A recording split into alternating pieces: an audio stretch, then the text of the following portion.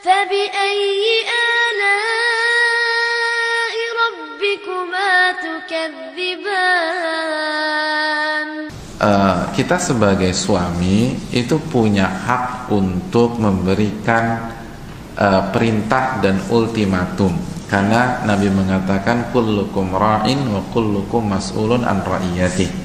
Setiap Anda adalah pemimpin dan setiap pemimpin akan ditanya di hadapan Allah Subhanahu wa taala.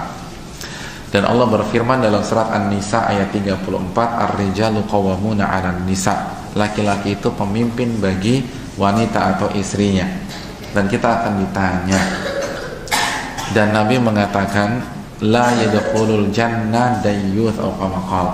Tidak akan masuk surga dayyuth. Apa itu dayyuth? Dayyuth itu adalah seseorang yang tidak punya rasa cemburu ketika keluarganya bermaksiat. Suami yang gak punya rasa cemburu ketika tubuh istrinya dinikmati oleh laki-laki lain, ketika lekuk tubuh istrinya dipandang dan dinikmati oleh laki-laki lain. Ketika suami itu tenang-tenang saja, tidak ada perasaan cemburu, dayyuth kata Nabi, dan dia tidak masuk surga. La yadkhulul jannata dayyuth. Tidak masuk surga orang yang dayyuth.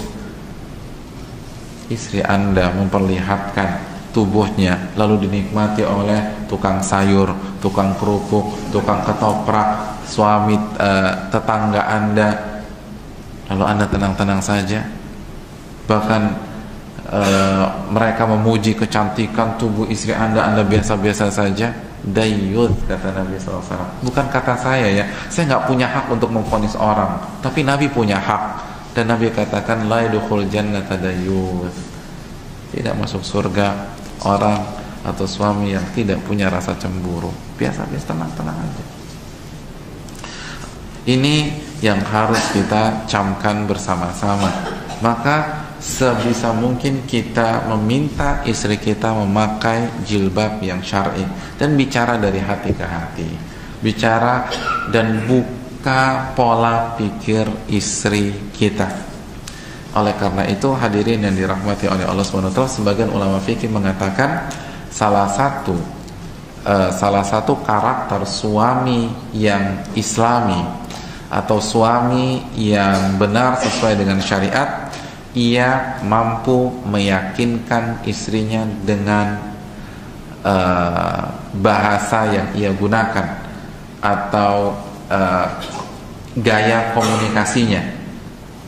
Karena suami itu pemimpin kata para ulama fikih, dan pemimpin harus memberikan sugesti kepada yang dipimpin, harus bisa memberikan semangat, harus memberikan kepercayaan diri, harus bisa mengarahkan.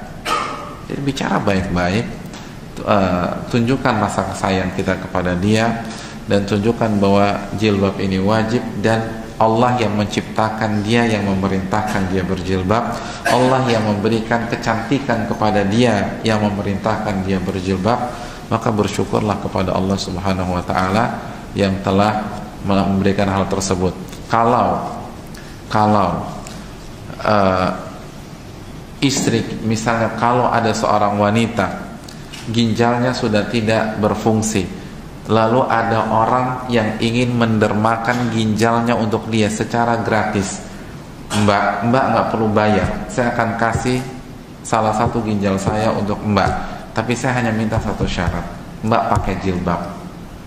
Kira-kira dia akan pakai jilbab apa tidak? Ginjal dia sudah habis nih, dia butuh ginjal baru.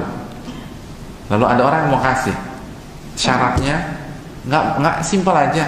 Begitu selesai operasi, Mbak recovery, Mbak pakai jilbab. Kira-kira wanita pakai jilbab apa tidak? Dia akan pakai jilbab. Kenapa? Dapat ginjal, dia akan pakai jilbab.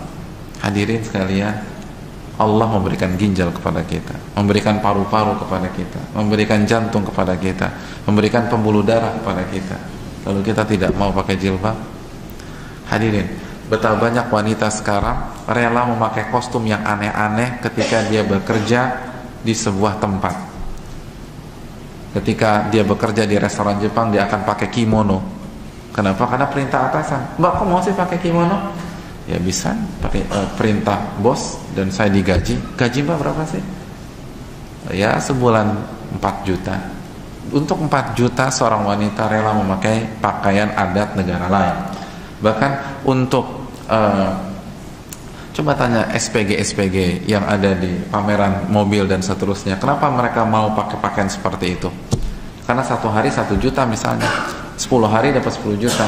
Ada yang satu pameran itu 15 juta, ada yang satu pameran itu 20 juta. Untuk 20 juta dia rela pakai kostum apa saja.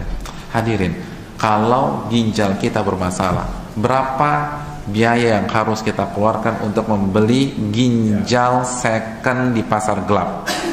Berapa? Siapa yang pengalaman? Siapa yang broker ginjal di sini? Berapa ginjal di pasar gelap? 1M sampai 2M. 1M itu second, nggak jelas siapa yang punya.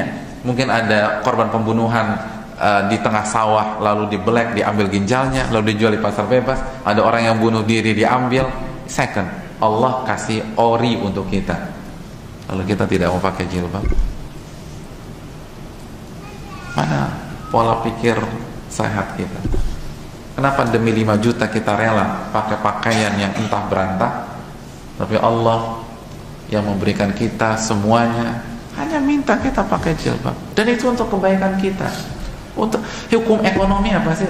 Hadirin, kenapa minyak dikatakan emas hitam? Kenapa harga minyak mahal?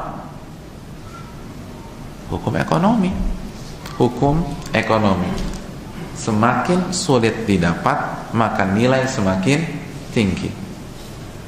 Ketika tubuh istri kita mudah didapat, mudah dilihat, maka nilainya segimana? Rendah. Itu nggak bisa dibantah. Coba tanya seluruh pakar ekonomi deh, nggak usah pakar agama, pakar ekonomi. Benar nggak teori demikian? Benar. Itulah menyebabkan emas lebih mahal daripada aqua, karena emas lebih susah didapat daripada aqua.